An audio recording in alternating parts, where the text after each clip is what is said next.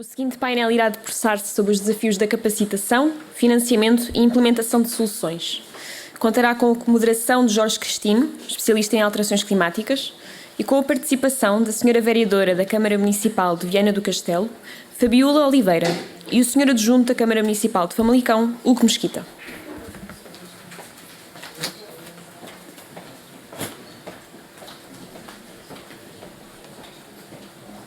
Boa tarde a todos. Podem abrir o microfone, obrigado. Antes de mais, uma salva de palmas aos vereadores por terem estado até agora connosco, também a vocês, resistentes. Não quer dizer que vá começar, que de repente levante-se toda a gente, mas desejo desde já boa viagem. E, como é óbvio, perante tantas caras conhecidas, eu não podia deixar de dar os parabéns à Get to See pela organização deste evento extraordinário e pelo facto de trazer tantos inputs, tantas opiniões, tantos insights, digamos assim, desculpem os estrangeirismos, para realmente nós podermos construir um território melhor. Ver também o facto de não ser só autarcas que estão cá, mas também muitos parceiros, muitas ONGs, muitas empresas, e isto é importante porque realmente, ainda há pouco, cheguei um pouco mais tarde, não consegui ver desde manhã, mas pela intervenção que ainda apanhei da parte da vereadora Joana Balsemão, da Câmara de Cascais, falou de uma questão que é essencial, que é a cooperação e o desenvolvimento integrado do território. Não é por acaso que o tema, quando falamos dos municípios rumo à neutralidade carbónica, nós centramos naquilo que é a questão da neutralidade em si, do carbono, do proxy, para nós termos aqui como um indicador de referência, de baseline, para podermos começar a monitorizar os territórios, mas, na verdade, a primeira palavra deste tema diz municípios. E, por isso, os autarcas, os municípios, os técnicos que constituem os municípios, são, efetivamente, a pedra angular deste desafio que temos pela frente, e por isso peço mais uma vez, para criar aqui algum quebra-gelo, uma salva de palmas aos municípios pelo facto de desenvolverem todo este trabalho. Isto a seguir ao almoço é sempre mais difícil, mas eu vou tentar introduzir aqui algum ritmo para que possamos tornar sempre a coisa bastante interessante. Temos connosco, então, neste painel, a vereadora da Câmara Municipal de Viana do Castelo, Fabiola Oliveira, que, para além disso, também técnica florestal, também trabalhou desde sempre com os seus municípios, não só decisora política hoje em dia com essas responsabilidades, mas também já tem essa experiência. E também o vereador da Câmara de Vila Nova de Famalicão, duas câmaras do Norte, o Hélder Pereira, no qual também agradeço. Já agora, sim? Se queres substituir por mim. Peço desculpa, então. Não tem mal, não tem mal. Então, mas não tinha essa informação. O Mesquita, por boas razões, sim, não é por mais razões. O Hélder Pereira, que é o nosso vereador, não pode cá estar presente e pediu-me para o substituir e representar o município. Muito bem, e agradeço a correção. A importância e a urgência do desenvolvimento dos planos municipais da ação climática é um dos temas que queremos trazer aqui, tendo em conta esta curta conversa que temos, e a primeira pergunta que faço precisamente à Fabiola Oliveira é: quais são os principais obstáculos que são sentidos hoje em dia para nós cumprirmos então esta Lei de Base do Clima ao nível municipal? Olá a todos, agradeço o convite à Get to See por estar aqui e efetivamente nós no município tivemos alguma dificuldade em avançar para o plano municipal. Primeiro já vínhamos a trabalhar na estratégia no Adapte Local, fomos um dos municípios que iniciamos esse projeto e obtivemos a nossa estratégia. Eu ainda participei como técnica e por isso estou bem por dentro do projeto em si, e depois no fim, como técnica, propusemos realmente a realização do plano, mas infelizmente não o conseguimos fazer ao nível do município, mas fizemos-lo a nível da CIM do Alto Minho. Temos um plano intermunicipal E agora vemos com as mãos de ter que fazer este plano. E tivemos uma dificuldade enorme, e eu acho que quase todos os municípios também devem ter tido, é que tivemos imensas ofertas de empresas para o fazer. E difícil foi realmente ver por onde é que nós tínhamos que caminhar. Primeiro, não há uma estrutura bem definida em termos daquilo que poderia ser constituído o próprio plano. Podíamos avançar para a área da mitigação ou para a área da adaptação, podíamos trabalhar assuntos, os vários setores que estão em causa nestes aspectos da descarbonização e da neutralidade, mas também podíamos avançar para o pormenor de uma georreferenciação, ou seja, não temos um guia, um alinhamento por onde seguir, e por isso exato, e por isso deixa ao município, também acaba por ser bom e vantajoso, porque deixa a criatividade de cada um e se calhar seguir aquilo que queremos atingir em termos de objetivos, mas efetivamente sentimos essa dificuldade mesmo para fazer o próprio caderno de encargos e eu acho que essa foi para mim a um principal. dos principais obstáculos. O que quer dizer que, ao fim e ao cabo, para além de poder faltar aqui um esqueleto, uma orientação que permitisse ainda assim respeitar a singularidade de cada território, não é? Pelo menos desse um guia, não é? Um guideline para essa construção. E nesta base está também um conjunto de dados ou de indicadores que nós hoje em dia podemos retirar e fazer a tal monitorização do desempenho ambiental dos territórios. No caso de Famalicão, que tanto quanto sei, começa precisamente e bem pela questão de ter um roteiro, de ter um levantamento do ponto de vista das emissões. Houve também aqui desafios pela frente. Os dados do ponto de partida desta baseline é algo que vocês esperavam encontrar. Quais são os principais, hoje em dia, tendo em conta que já tem esta referência, não é? Este diagnóstico, os principais focos que pretendem atacar para a mitigação? Bom, boa tarde a todos. Perante essa questão, eu se calhar vou ser um pouco disruptivo na resposta. E para poder dar consistência à resposta, eu vou pegar no assunto que falou anteriormente com a senhora vereadora para acrescentar aqui uma questão que é um sentimento que tenho. Eu tenho falado isto com outros autarcas e penso que já falei com a senhora vereadora sobre isto. Sobre o assunto, já está a adivinhar que eu vou falar, que é exatamente a falta de competência interna nos municípios. Isto é transversal. Nós hoje ouvimos falar, e sobretudo no painel anterior, as questões políticas, os desafios políticos e a capacidade política de estabelecermos as ações previstas em planos, seja do ponto de vista da capacidade financeira, mas sobretudo da capacidade política de o fazer, e a capacidade política depende muito da capacidade técnica que os municípios têm. E a verdade é que se sente hoje, perante estas realidades e estas necessidades, que não existe uma competência instalada nos municípios para abordar estas questões com a emergência e a necessidade e o nível que é exigido. Eu não tenho absolutamente problema nem pudor nenhum em abordar este ponto de vista, e abordo imensas vezes. Eu falo com os meus colegas e digo, calma, deixem-me fazer um parênteses, calma, atenção, não estou a chamar incompetente a ninguém. Aquilo que é a realidade dos municípios até há pouco tempo atrás é que os desafios eram encarados de uma forma completamente diferente. Eram diferentes e encarados de uma forma diferente e não foram preparados, as pessoas não estão preparadas internamente, não têm as competências adquiridas necessárias para enfrentar um desafio tão forte, tão emergente, um compromisso tão bem estabelecido e, portanto, as questões que a senhora vereadora estava a levantar e, portanto, a questão de construirmos planos capazes, que possamos perceber que sejam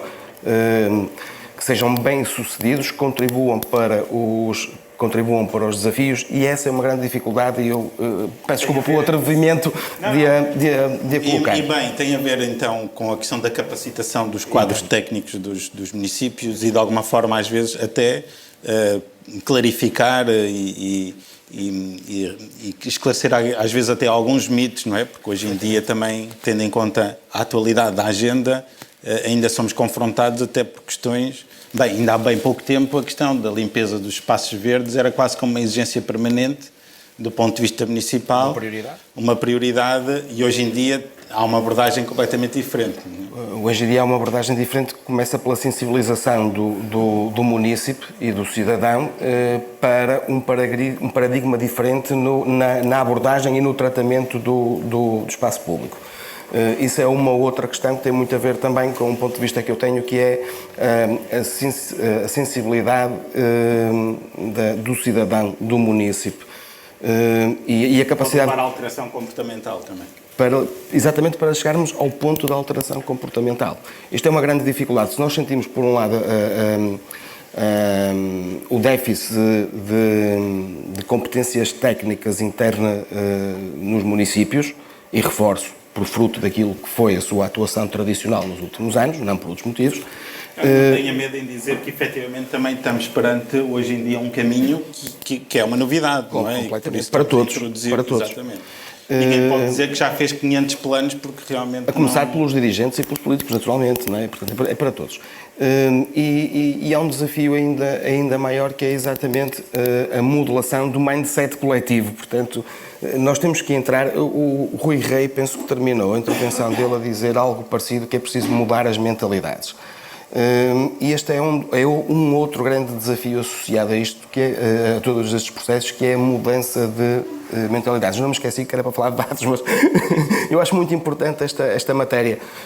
Mudar as mentalidades é prioritário, porque sem as pessoas não conseguimos atingir, sem o comportamento e a participação das pessoas, não conseguimos atingir o objetivo, ou é muito difícil atingir os objetivos. Podemos utilizar uma política mais rígida, mais dura, mas nós temos que ser, e a administração pública tem que ser amiga das pessoas. Eu não digo isto do ponto de vista da manutenção do poder, tanto do ponto de vista eleitoral, mas o dever da administração pública é trabalhar para a qualidade de vida e de conforto das pessoas, dos cidadãos.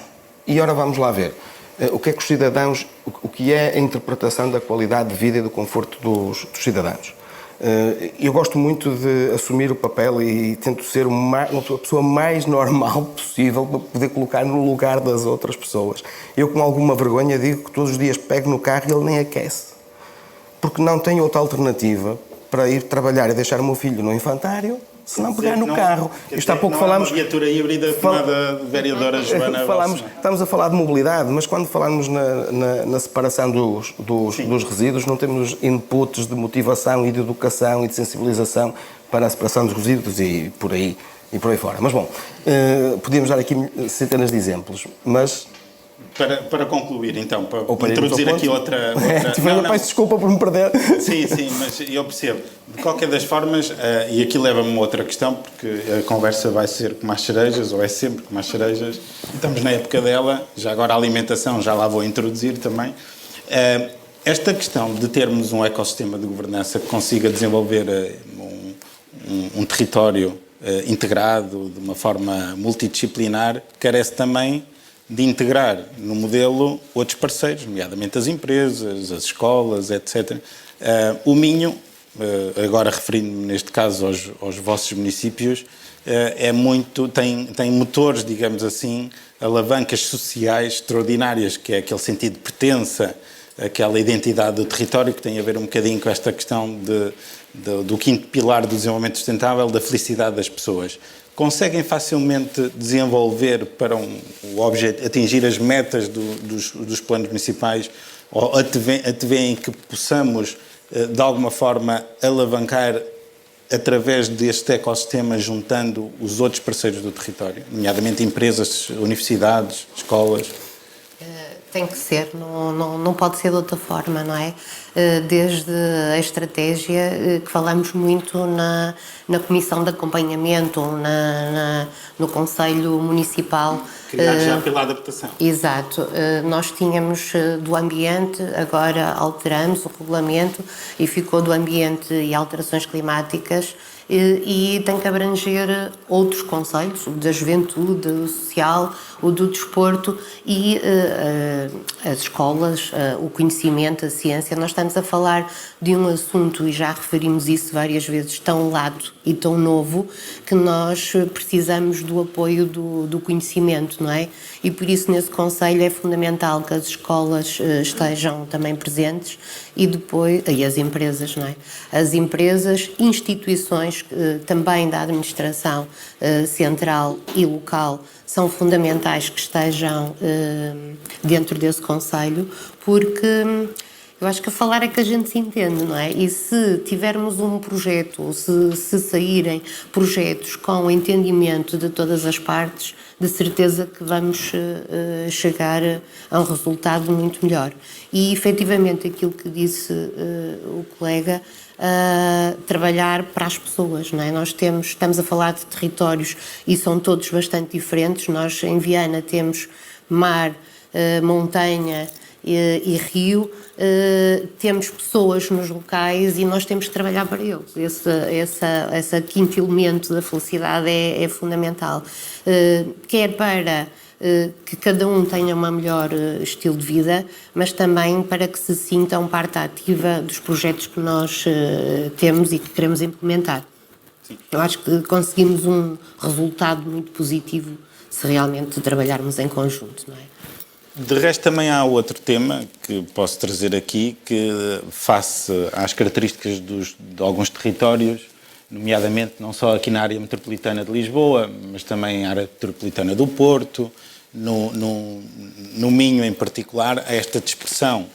O ordenamento do território, que está na ordem do dia, para alguns ainda, não para todos, mas principalmente com a questão da habitação, coloca também aqui desafios atualmente, tendo em conta também as perspectivas demográficas que temos para o país. De que forma é que entendem que um plano desta natureza se cruza com os instrumentos de gestão territorial que permitam, de alguma maneira, ser vinculativo, de alguma maneira? Porque às vezes vou conversando com alguns colegas ou alguns autárquicos e digo, planos vão todos para a gaveta e fazemos muitos, mas depois o efeito prático entendem, provavelmente que sim, mas vão conseguir fazer com que esses vossos planos, de alguma maneira, possam ter esta capacidade de colocar, de influenciar um PDM ou outro tipo de plano, do outro IGT? É muito difícil, mas... Não baixes os braços. É um desafio permanente, está todos os dias presente, exatamente, essa questão e de integrar essas necessidades e essas vontades. Há uma questão em relação à dispersão, é que ela é uma realidade e não podemos eliminar. Isso causa-nos enormes constrangimentos do ponto de vista da infraestruturação. A infraestruturação, seja para o que for, é cara e quando temos é enormemente dispendiosa e quando temos essa dispersão territorial, que é muito notória na nossa região do Minho, torna muito difícil e por vezes inconcretizável alguns tipos de planos, exatamente por uma questão de infraestruturação que para servir... Os próprios serviços, nomeadamente a recolha do lixo... Exatamente, em relação a essa infraestruturação que me estou a referir. Cozer isto com o planeamento é aquilo que é desejável e, portanto, tudo aquilo que na dimensão da planificação está previsto que é estas duas, três, quatro áreas que se juntam e que têm que confluir numa planificação que desejavelmente seja cumprida, se faça. É um trabalho difícil, no nosso caso em particular, estamos a trabalhar nele, mas existem muitas pressões e muitas áreas de intervenção, além da que estamos aqui a falar hoje. A questão da habitação, portanto, desde logo uma pressão imobiliária da habitação, a questão da pertença e da propriedade e, no nosso caso em particular, em Famalicão, a questão industrial. Nós, apesar de sermos um município com um território muito diverso, que vai do agrícola ao industrial, somos um dos principais exportadores do país, o primeiro do Norte, andamos entre o segundo e o terceiro do país, temos uma força industrial muito forte, não a queremos perder por todas as razões óbvias. É uma oportunidade e tem sido, tem sido uma classe que tem cooperado muito bem com os nossos planos em matéria de sustentabilidade. Portanto, estamos a falar de empresas grandes com uma capacidade exportadora, também têm que cumprir um conjunto de requisitos que estão sensibilizados para esta matéria. Ainda bem, no nosso caso é assim, temos essa felicidade e conseguimos que cooperem connosco e que se envolvam nos planos, participem, deem os seus contributos e nos ajudem a executar. Desculpe. Sim, não. Peço desculpa interromper porque estava-me aqui a lembrar de uma outra questão que é fundamental. Ao abrigo do PRR há um conjunto de roteiros de descarbonização que as áreas industriais, vários setores, estão agora, digamos assim, a implementar. Que é importante depois, ao fim e ao cabo, cozer também com os planos municipais de ação climática e desculpem insistir um bocadinho nesta questão destes planos, porque depois é onde nós vamos contribuir. A indústria, efetivamente, a maior parte das vezes temos uma abordagem mais doméstica da coisa, mas tem um grande desafio, nomeadamente ao nível energético, não é? É algo que os municípios sentem capacidade de intervir para conseguir uma parceria, uma cooperação do ponto de vista industrial, ou é algo que, bem, eles que façam o trabalho deles e nós fazemos o nosso? É mais fácil eu falar do nosso exemplo. Sim, exatamente. Do nosso exemplo, em concreto, e o nosso desafio e a forma como o encaramos. E não tendo a certeza de que será a resposta, a melhor resposta, ou a mais certeira, a mais adequada.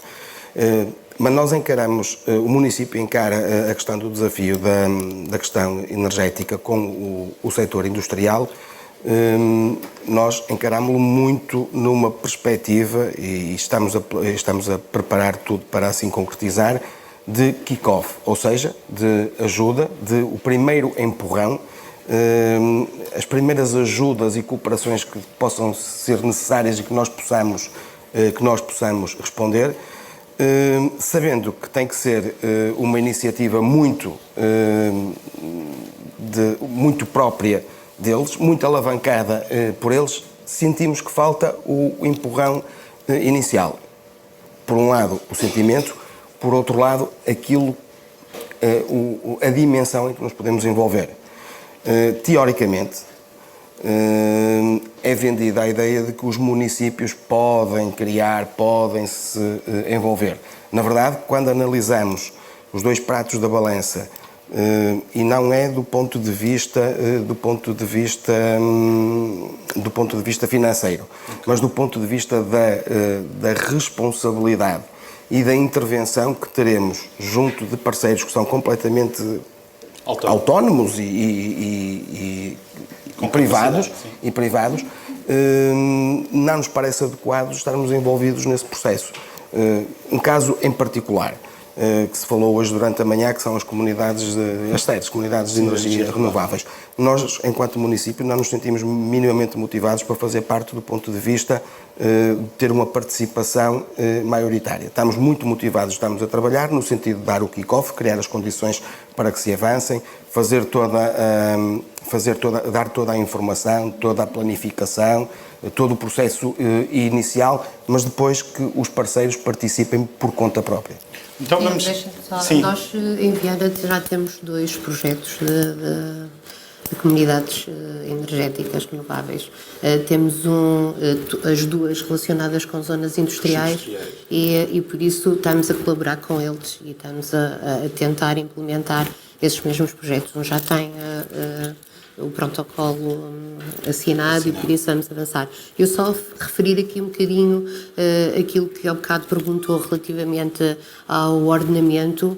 Eu acho fundamental e acho que é precisamente agora a altura em que estamos a trabalhar na revisão do PDM que nós temos que incorporar muitos dos inputs que temos relativamente às alterações climáticas neste instrumento de gestão territorial. Viana é um município muito ainda rural, e florestal, nós temos 60% da nossa área é florestal. Por isso faz todo sentido que essa situação fique convertida no PDM como salvaguarda, porque de manhã estávamos a falar nas áreas que são de produção, nas áreas que são de conservação Isso tem que estar implícito no nosso PDM. A parte da erosão costeira também tem que estar refletida. Nós temos que ter aí as nossas medidas de adaptação às alterações climáticas, têm que estar refletidas no PDM.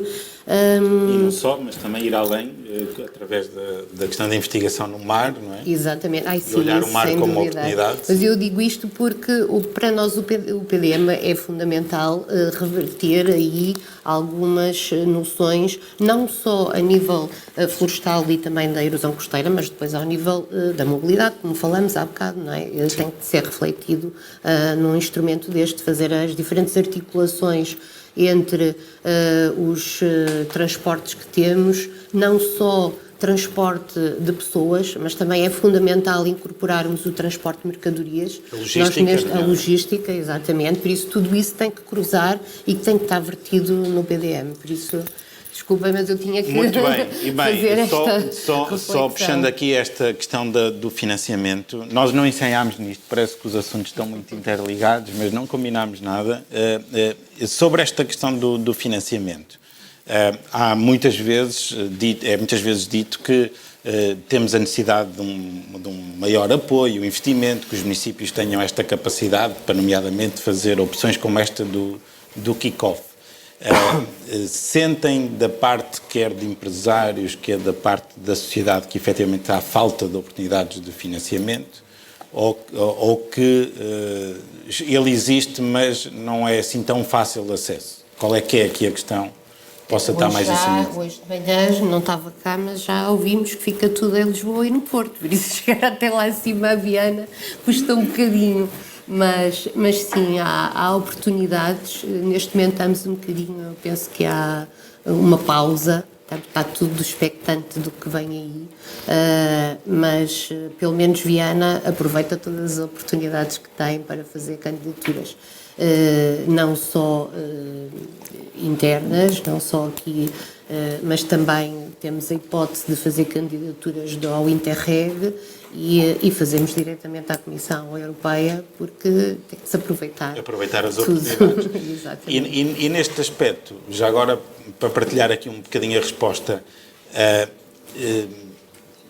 têm sido desenvolvidos instrumentos ou ferramentas financeiras da autonomia do próprio município através da fiscalidade verde municipal, que há vários exemplos, ou mesmo relativamente ao plano, ao Fundo Municipal de Sustentabilidade Ambiental e Urbanística, que ficou lá esquecido, algures, na Lei de Base de 2014 do uso do solo, que acho que só 12 municípios a nível nacional é que regulamentaram esse fundo, que é o Fundo Ambiental a nível municipal, ao fim e ao cabo. Estes dois exemplos, outros, vocês têm desenvolvido, sentem que há aí ainda muito por explorar em termos de modelos? Nessa modalidade em particular, no que diz respeito ao nosso município, não está desenvolvido. Assumimos-lo com toda a franqueza e com toda a naturalidade, porque também sentimos, por outro lado, que não existe de cima para baixo um apoio e uma instrumentalização de forma a podermos ter uma passadeira rolante de financiamento e de incentivos que cheguem ao utilizador final. O que é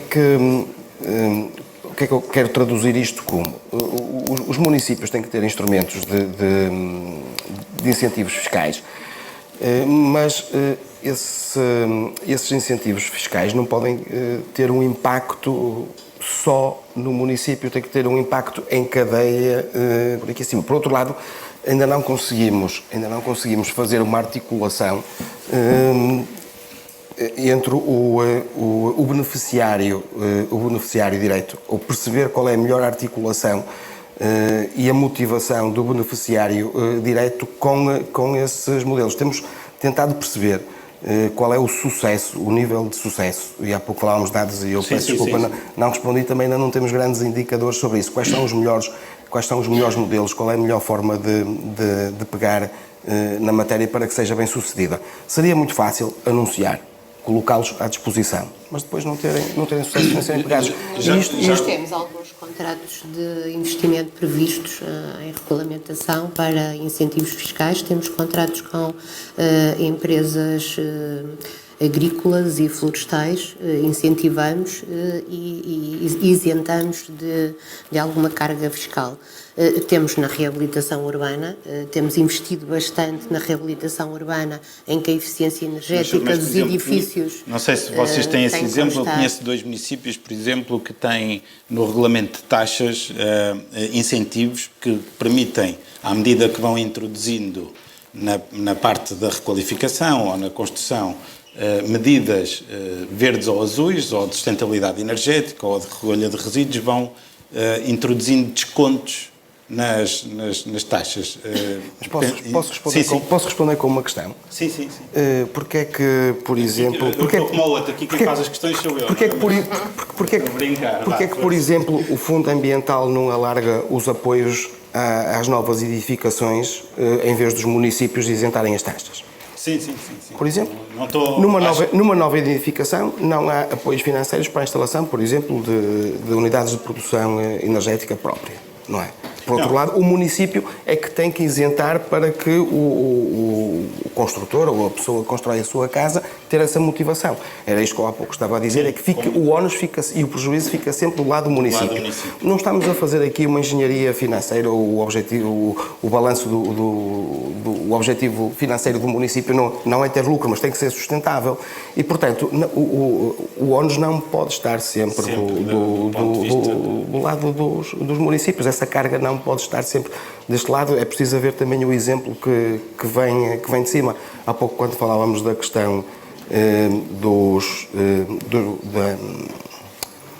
ordenamento do território, há aqui uma questão particular, do meu ponto de vista, no que diz respeito à participação das comissões de coordenação regional. Sim.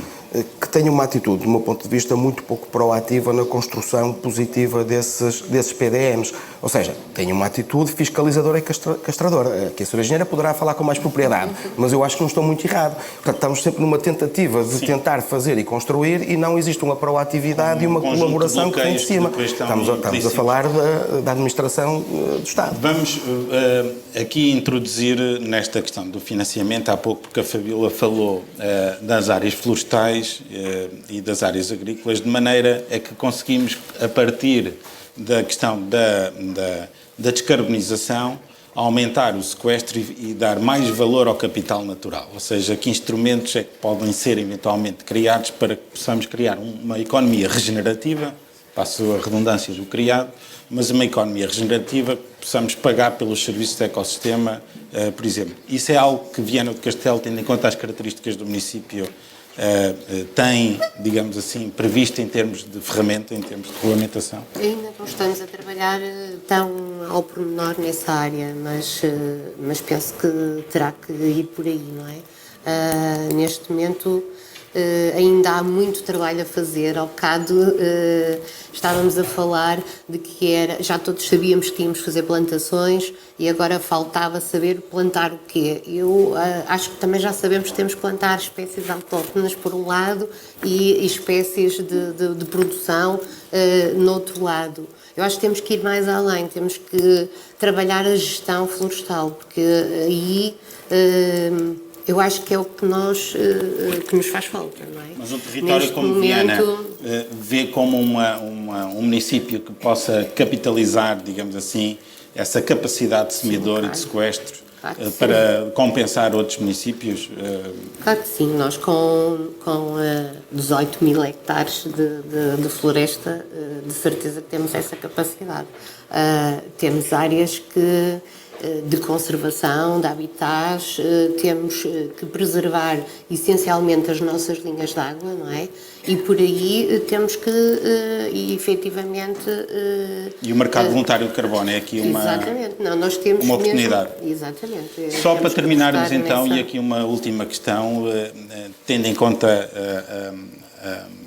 a pergunta de há pouco sobre os indicadores, um dos das propostas que muitas vezes vêm em cima da mesa é introduzir outros indicadores que não apenas os económicos ou os demográficos para medir o desempenho ambiental das instituições, dos territórios.